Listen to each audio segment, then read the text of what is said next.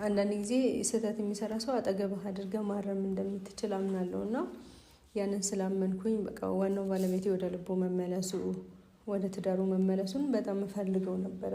ለዛም ነው በጣም ስደክምም ስጥርም ሳለቅስም የነበረው ማለት ነው።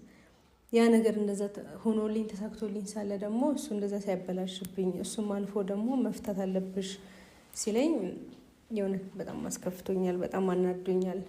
ሽማግሌውም ቢሆን ደግሞ ነግሬዋለሁ፣ አንተም ሰምተሃል። ሁለታችን አንድ ላይ ከሆንም በኋላ ሁለታችንም እንልካለን ተባብለን ነበረ። ግን ደግሞ እሱ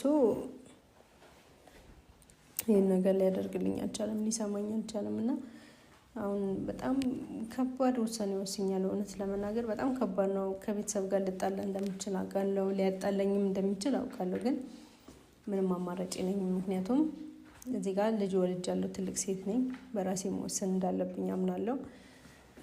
ለዛ እሱንም ሳላስከፋ የማይሆን ነገር ውስጥም ሳልገባ ወደ መጣበት እንዲመለስ ወስኛለሁ። እና ለዛ ነው እኔ ልብሱን ያዘጋጀሁት። ጠርቻለሁ፣ በእርግጥ ግን ልብሱን አዘጋጅቼለታለሁ። እና ውብዬ ውሳኔሽ በውሳኔሽ የምትጸጸች አይመስልሽም? እንዴት ነው ማለት አሁን ነው እንደው በጣም እየተጸጸትኩ ያለሁት። ማለት ወንድሜ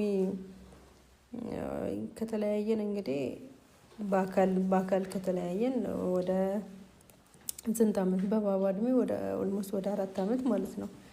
ግን በዚህ 4 ዓመት ውስጥ እንደዚህ ይለወጣል እንደዚህ ይቀየራል ብዬ ጭራሽ አላሰብኩም፣ አልገመትኩም። በጣም የማላውቀው ሌላ ሰው ነው የሆነው እና በጣም የእውነት በጣም እያስከፋኝ ነው። እኔንም እያዳመጠኝ አይደለም።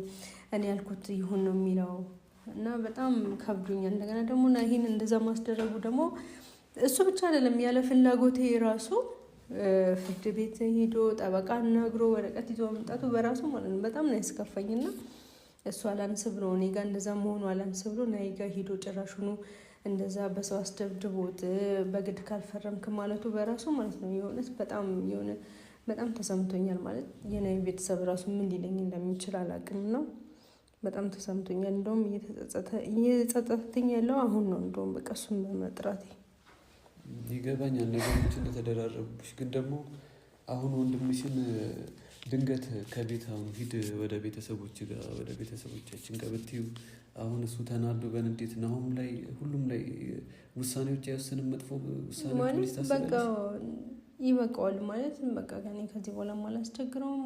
ከቻልኩኝ በጸባይ አወራዋለሁኝ ማለት እሱ አያዳምጠኝም። በእርግጥ ግን በጸባይ ለማውራት እሞክራለሁኝ። እንደውም አንተ ከመጣህም በደንብ ታወራልኛለህ ብዬ አስባለሁ፣ ትነግርልኛለህ ብዬ አስባለሁና እንደ ወንድሜ አከብረዋለሁ፣ እንደ ቤተሰብነት አከብረዋለሁ፣ ቤተሰቦቼን አከብራለሁ።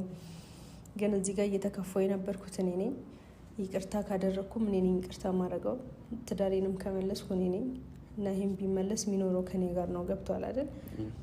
ከኔ ጋር መኖር ሲጀምር ከኔ ጋር ደስተኛ ሲሆን ነው። ቤተሰብን ደግሞ አስከፍቻለሁ፣ ቅር አሰኝቻለሁ፣ ልጃቸውን አሳዝኛለሁ ብሎ ደግሞ ሽማግሌ ይዘን መሄድ የምንችለው ያ ነገር ሲሆን ነው እንጂ በውጪ እኔ ከኔ ጋር መስማማት አለመስማማቱ ሳይታወቅ ሽማግሌ ልኮ ፋሚሊ ጋር ራሱ ይቅርታ ማለቱ እኔ ለምኖረው ኖሮ ነው። ገብቷል አይደለ?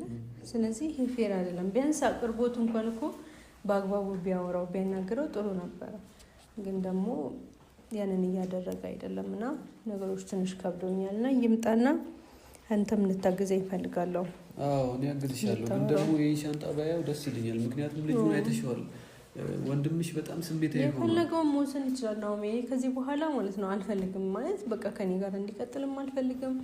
ናው ምንም ከዚህ በላይ ደግሞ እንዲያስከፋው አልፈልግም ማለት እንደ ሰውኛ ራሱ ማለት ነው እንደ ባሌ ብቻ ሳይሆን እንደ ሰውኛም እንዲያስከፋ እና እሱን ሁሉ እስከ መደብደብ ሰው በእኔ ምክንያት ማለት ነው ብዙ ሰው እየተከፋ ነው፣ ብዙ ሰው እየተጎዳ ነው እና ከዚህ በኋላ እንደዚህ አይነት ነገር አልፈልግም።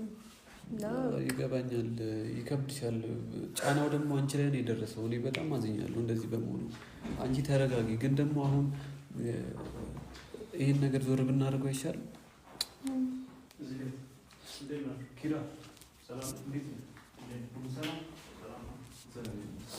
ምን ሆነሽ ነው? ነገረሽ እንዴ? ዛሬም አንቺን ለማስለቀስ ብዙ ርቀት እየሄድን አይደል? ሰውዬ ለምን እሱን ስልክ ታነሻለሽ? ምን ማለት ፈልገሽ ነው? የማይነግረኝ መስሎ ነበር። ንቀት ነው? ለቤተሰብሽ ንቀት እያሳየሽ ነው?